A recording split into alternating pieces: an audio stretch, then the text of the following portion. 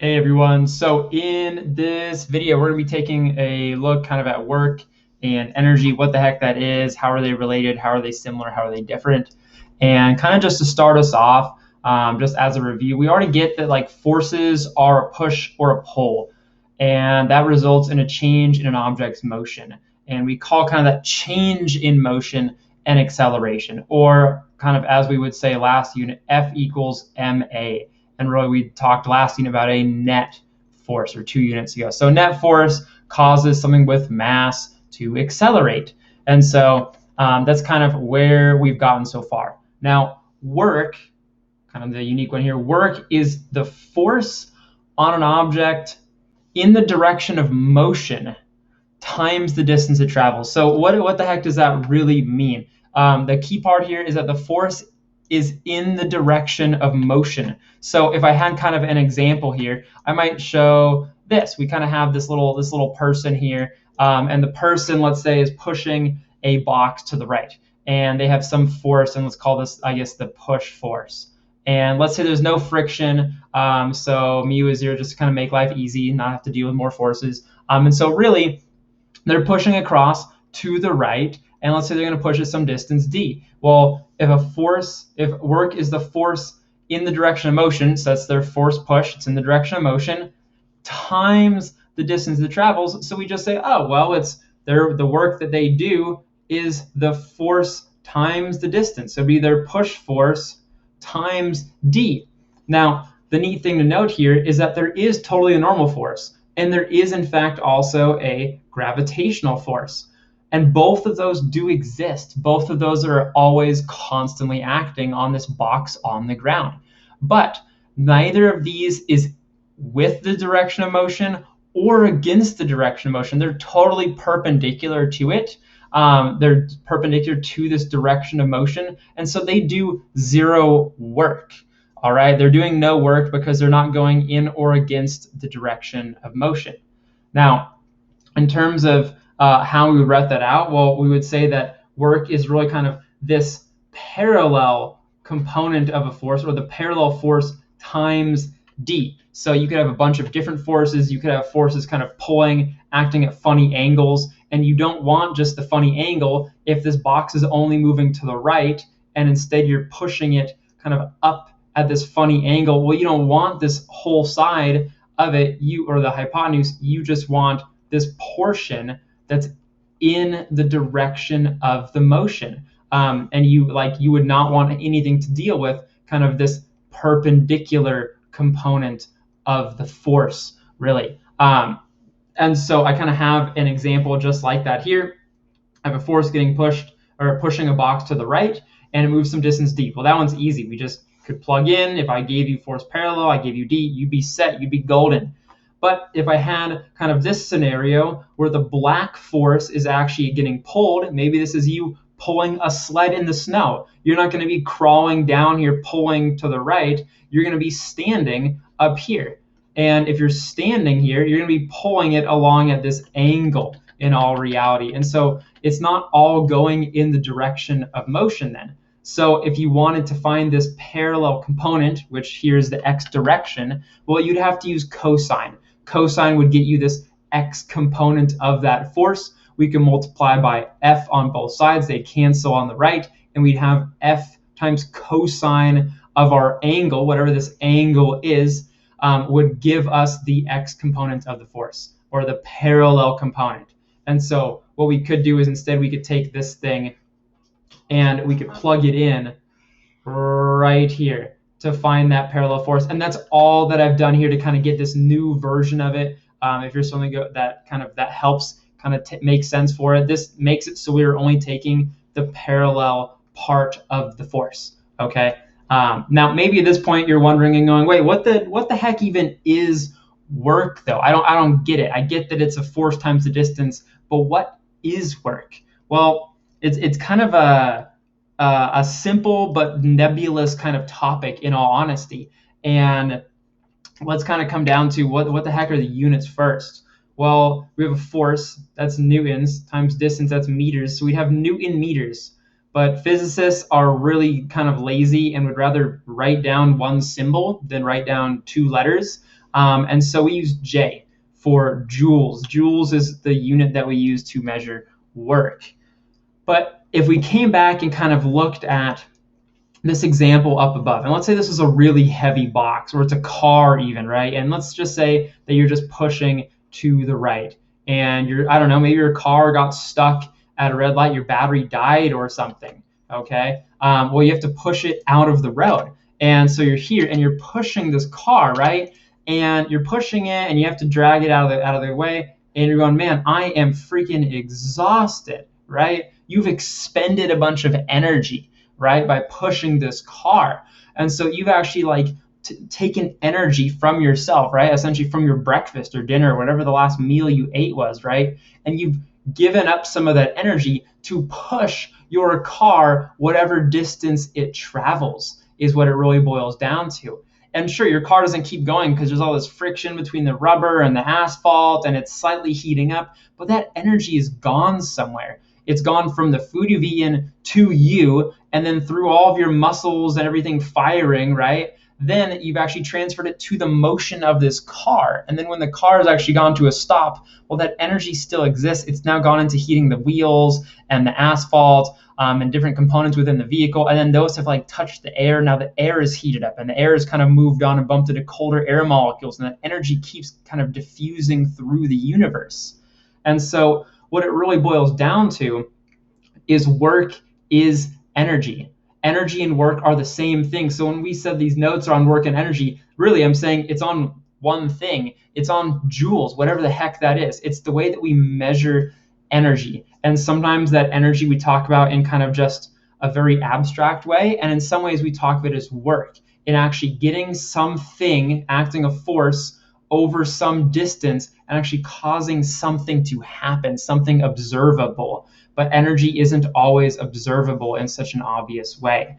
Now, as a fun fact, to kind of get you a picture of what the heck a joule is, 4,184 joules is equal to 1 food calorie.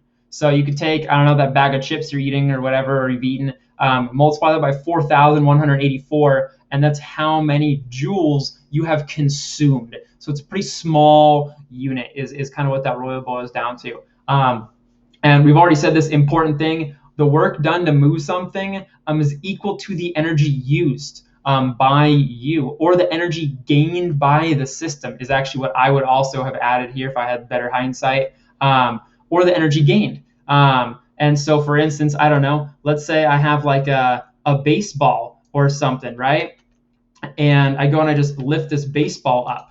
So the baseball has been raised up some distance y. Well, y is kind of what my distance is here, kind of in this FD equation. So work is force times distance. And so I'm having to act upwards against it, and I'm moving it some distance by acting on it with a force. And so what I've done here is I've had to overcome gravity, though. Gravity really is the force that I have to overcome here. So we could plug in gravity for this. You could measure how high the baseball's up, and you could find how much energy I have used to move it from A up to B. But that energy hasn't disappeared. And so now this energy is kind of stored in the baseball. And if I let go of it, well, it's going to start falling down back to Earth, and it's going to go faster and faster. And that's a different kind of energy it has. And so the big point here is really that energy is what's called conserved. And just what this really means is that it cannot be created or destroyed, but instead it just gets transferred. So you picking up your backpack, you having the car move, that's a combustion engine where all this heat and gasoline and things are being combusted and burned to actually produce kinetic energy that causes like the wheels to move, right? So we just change the form of it. So it changes from one form to another, which is the kind of bizarre thing. Now, one you hopefully are already a little familiar with is potential energy. It's really just stored due to position. So what that means is maybe it's this baseball that I've now picked up. It has this potential energy in it. It's not that I've dumped this energy into heating something and sliding it across the floor. It's, well, I've used some energy from whatever, my breakfast I ate or my lunch or my dinner, and now this baseball has this potential energy, which we would call U, is the symbol for potential energy, or G specifically saying it's gravitational potential energy. Well, in the case of gravitational potential energy, we say that, well, let's think about it. The force I'm overcoming really is the force of gravity, which is the baseball's mass times G, right? And the distance we had here, we called it this delta Y. So really, we would say that the work that I have done here, well, to overcome gravity and move the baseball up here is just not force times distance anymore, but that force times distance becomes mg, and in this case, delta y. And so that's exactly what we have right here. So in other words, I would say that the work you do to pick something up is equal to the potential energy it gains. All right. Now, we can't just store energy due to gravity, though. It could be due to springs, pendulum swing, and that's also really just using gravity as well. But springs is another kind of big one. And we'll actually look at springs a lot more kind of in depth separately. But I wanted you to see kind of these two equations for it and maybe think about what the heck they really mean. And you don't need to draw this, but I kind of have like a spring here that I'm just drawing, or maybe here's like kind of maybe a little bit of a better job. And what I could do with this spring is, if this is it kind of relaxed, I could push or pull on it, right? And I could compress it, or I could stretch it, right? And we can kind of do all these things to it. And the amount of force that you're going to experience from the spring when you're squeezing it or kind of stretching it depends, one, on how strong the spring is. Like, is it made out of some flimsy little wire, or is like this giant thing made out of like really strong steel, right? And how far have you stretched it? And so those are the two things that affect the how hard a string is, or a spring is going to push or pull. It depends on kind of the strength of it and the distance it is stretched or compressed. And I'll show you where this second equation comes from actually in just a moment here. Actually, that'll be in a later video. But we store energy in springs. If you think about it, just like picking up our baseball here, I'm overcoming gravity to have the baseball up here. If I was squishing a spring, I'd be overcoming the spring's own force to kind of store energy in the spring. And so we can totally store it in springs, and this is actually our equation for it. The last one here is kinetic energy. And kinetic energy is just energy of motion. Kinetic really means motion. So it's energy of motion for something. And it's kind of neat where this comes from. And I want to show you how the heck I got this equation actually. Where does this come from? And let's say that I have, let's just say I have a friend on a longboard. And you can draw this, you cannot, but I have a friend and they're on this longboard. And here they are. And I'm just going to start pushing them. And they're on a longboard, and I don't know if you skate or not, but the cool thing with longboards is that they have really, really low friction wheels. So I'm actually going to start pushing them, and they're going to start going. And essentially, we get to assume that there is no friction that they experience. So every little bit of work I do goes into speeding them up, is what I'm really trying to say. Every little bit of energy that I use goes into making them go faster and faster and faster. Okay, that's really what I'm trying to get across here. And so they're going to start moving, and they're going to start flying over here to the right. All right. And so what we were going to do is I want to just write out what we know. Work is force times distance. Okay, cool.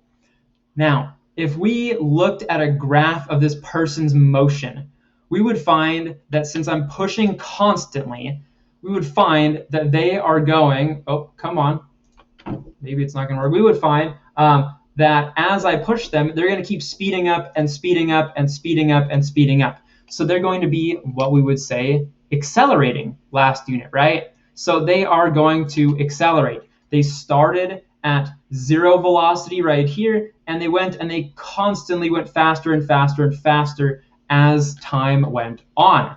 And we'd say, oh, well, the slope of that is the acceleration. We used that way back earlier. And we could say that, oh, the area of this is how far they've gone, or the displacement. Okay. Now, what we can do now is plug in and kind of substitute. I'm going to say this is the parallel force. I'm pushing parallel. So I am the thing speeding them up. And so we could rewrite this as mass times acceleration times d. We're mad, I guess, now, right? So this is just by plugging in Newton's second law for our parallel force, because I'm the thing speeding them up, okay? Now, the neat thing that we can do, though, is we can also recall, and I'm going to use a different color here, we can also recall that acceleration, though, is the slope of this graph. So it's really the change in velocity over the change in time. So I can rewrite this again, and I'm going to substitute now for acceleration. All right, mass times the change in velocity over the change in time multiplied by d. So that's what I've done to go from here over to here. Cool. So now, last thing, we're on the home stretch. We're on the last step. Now, what can I do to kind of fix this displacement thing? Because I want to show you that this is true. Like, the work and energy that you use to push something to make it go faster becomes dependent on half their mass times the speed squared, or the velocity squared. We're going to say speed because we're going to ignore the direction for it. Well, we just said that the displacement is the area under this graph. This is a throwback to Unit 1. Well, area, isn't that just 1/2 base times height, right? So I could rewrite that as 1/2 the change in velocity, or 1/2 the change in time, that's my base here, times the change in velocity, or speed if we ignore the direction. So my displacement, d, is this thing. So I can plug that in right here, and we'll rewrite it our second to last time, and we'll just cancel a bunch of stuff. So now I have mass times the change in velocity over the change in time multiplied by 1/2 the change in time multiplied by the change in velocity. And we can see, hey, there's a delta t down here, there's a delta t up here. Those cancel, those kill each other off. We could rewrite it and say with the 1/2 in front, and then the mass, and then we have this delta v squared. So what this really means is, if you wanted to find the change in energy that you're using, or really I'd say and I'm going to rewrite this and just kind of put it down here to save space, are the energy that my person on the longboard is going to gain, their energy of motion, is based on 1/2 their mass, and we'd say the change, we could put a delta, would be the change in their speed squared. Now, if you were moving at a constant speed, if, I don't know, you're inside a car now, and you're just going along the highway, this is a sweet Dr. Seuss car, right? You're right here, and you're moving along at some constant speed, like you're just going straight on the highway. Well, there is no change. This kind of change part is gone. It's just no change in your kinetic energy, but you could find out exactly what it is. So if the speed is changing, it's going to be the change in kinetic energy. We'd have deltas here. If you're going at a constant speed, you're just going to have this as it is. And you can say that, oh, well, the energy that I have of motion is equal to this thing, which is really 1/2 the mass times the speed squared. And that's where this actually came from. So I'm not going to ask you to memorize that derivation. You don't have to ever prove this big, giant, gnarly thing against me, but this is all stuff that we're familiar with, we've done in the past, and I want you to know just where this came from and not just have to have some random equation to memorize. So thank you so much for watching. Let me know if you have any questions.